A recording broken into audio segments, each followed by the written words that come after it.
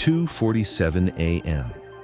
A phone rings in a small Iowa farmhouse. On the other end, the President of the United States, but the promise Obama made that night to a Gold Star mother would haunt him for the rest of his presidency. Welcome to Real Life Stories. Before we dive into this heartbreaking story, tell us in the comments which city you're watching from, and if you believe stories like this need to be told, don't forget to hit that like button, because what you'll learn tonight reveals a president's greatest regret. But there's a deeper pain in this story. Obama didn't just make one promise during that phone call. He also learned a truth about that mother's only son's death that she didn't know. And this truth would forever change Obama's Afghanistan policy. October 22, 2013, Cedar Rapids, Iowa. Margaret Sullivan, 54 years old, retired elementary school teacher. She lived with her husband Tom on their 200-acre corn farm. 18 months earlier, their only son Michael had been killed by an IED attack in Afghanistan. Michael Sullivan, 23 years old, Army First Lieutenant. A young man who dreamed of becoming a math teacher but wanted to serve his country first. His mother described him as the best heart in the world. That night, Margaret couldn't sleep. It had been the same for the past 18 months. At 2:30 a.m., she had gotten out of bed, gone down to the kitchen, and made tea. Tom was in deep sleep. Margaret sat alone, looking at Michael's photos. Just then, the phone rang. Margaret initially panicked. Late-night phone calls never brought good news. After losing Michael, every phone call at night frightened her. "Hello?" she said with a trembling voice. "Is this Mrs. Margaret Sullivan?" came a familiar voice from the other end. "Yes, who am I speaking with?" "I'm Barack Obama, the President of the United States." Margaret was silent for a while. This had to be a joke. "I'm sorry, but..." "Mrs. Margaret," Obama's voice was soft and warm. "I know this sounds unbelievable, but it's really me, Barack Obama. I'm calling to talk to you about Michael." Margaret's eyes filled with tears. "Michael? My son Michael?" "Yes, Mrs. Margaret. First Lieutenant Michael Sullivan, your son." Margaret collapsed into her kitchen chair. "Mr. President, are you really... Why are you calling me?" Obama took a deep breath. "Mrs. Margaret, on nights when I can't sleep, I read the files of fallen soldiers. When I read Michael's file, I knew I needed to talk to you." "What do you mean?" "Mrs. Margaret, there are things about Michael's death that weren't told to you, and you deserve to know them." Margaret's heart raced. "What kind of things?" Obama spoke with a tremor in his voice. "When Michael was killed, he was protecting a village school. There were 47 Afghan children in that school.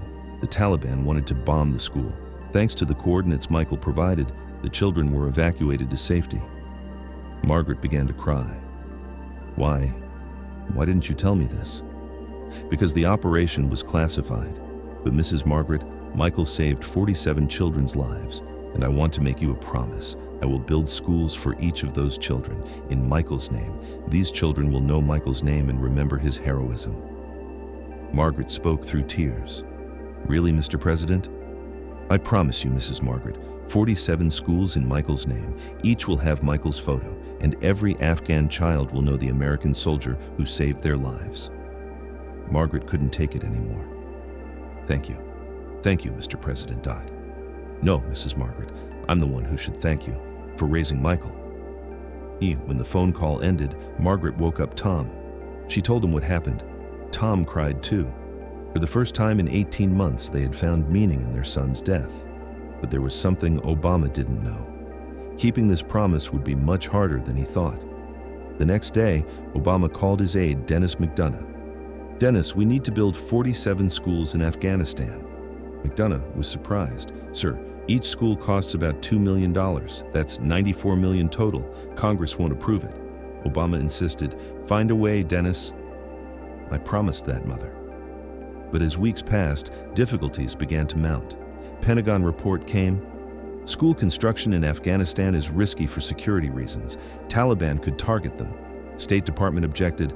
"A project of this scale requires diplomatic clearance.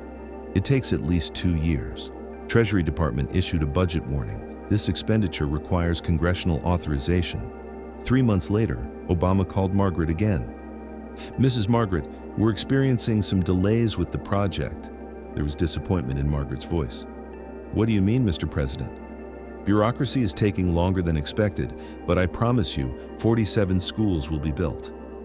6 months later, the situation got worse. Taliban attacks increased. Any construction project in Afghanistan stopped. The Republican-controlled Congress wouldn't approve any of Obama's Afghanistan projects. John Boehner spoke openly to Obama. Barack, while this country's debt has exceeded $17 trillion, you want to spend $94 million for a promise you made to a mother. Obama's biggest disappointment came from his own party. Senator Harry Reid spoke openly. Barack, midterm elections are coming. We can't defend these kinds of expenditures. Republicans will destroy us. Obama's anger exploded. He shouted in the staff meeting, "I promised this woman. Her son died for us, and you're telling me about political calculations?" Obama turned to private donors as a last resort. He met with wealthy people like Bill Gates and Warren Buffett. Gates spoke honestly. Barack, school projects in Afghanistan are too risky. Taliban will target every school. By the end of 2014, Obama's special aide found a small solution. Mr. President, there's a school already under construction near Kabul. We can complete this school in Michael's name. Additional cost is $2.8 million. Obama called Margaret one last time. Mrs. Margaret, I couldn't build 47 schools, but there's one school in Michael's name. The disappointment in Margaret's voice was deep. One school? You promised 47 schools. I know, Mrs. Margaret, this is my greatest failure. Mr. Obama, my son saved 47 children's lives. You promised 47 schools. Now, just one school? Obama's voice was trembling. Mrs. Margaret, I wish I could have done more, but political reality. Margaret interrupted. Political reality? Did my son die for political reality? This conversation deeply affected Obama. After that night, Obama began to be more careful during every Gold Star family visit. He no longer made easy promises. After this conversation, Obama's presidency changed. He began visiting every Gold Star family. In a 2015 speech, Obama said, "There were times when I couldn't keep promises I made as president. This destroyed me, but that regret made me a better person." Margaret Sullivan never forgave Obama until the end of his term. But in 2017, on Obama's last day, Margaret received a package. Inside was a book in Pashto and English telling how Michael saved 47 children's lives. The book was being taught at the only school in Afghanistan. The school's name, Michael Sullivan Memorial School. With the package was a note from Obama. Mrs. Margaret, I couldn't build 47 schools, but there's one school in Michael's name, and every child in that school knows Michael's name. This may not be enough, but this will never be forgotten. After reading that note, Margaret wrote her first thank you letter to Obama in her life. Mr. Obama, you kept your promise in a different way. Michael would be happy. Today, Margaret Sullivan is 65 years old. She still lives in Iowa. She receives photos from Michael Sullivan Memorial School every year. The children studying at that school sing in front of Michael's photo. Obama's promise wasn't kept, but Michael's name lives on. And sometimes the greatest promises are fulfilled in different ways. Do you have a promise in your life that was made to you but couldn't be kept? Did something different come in place of that promise? Share in the comments. Because we at Real Life Stories know, sometimes the greatest failures teach the deepest lessons.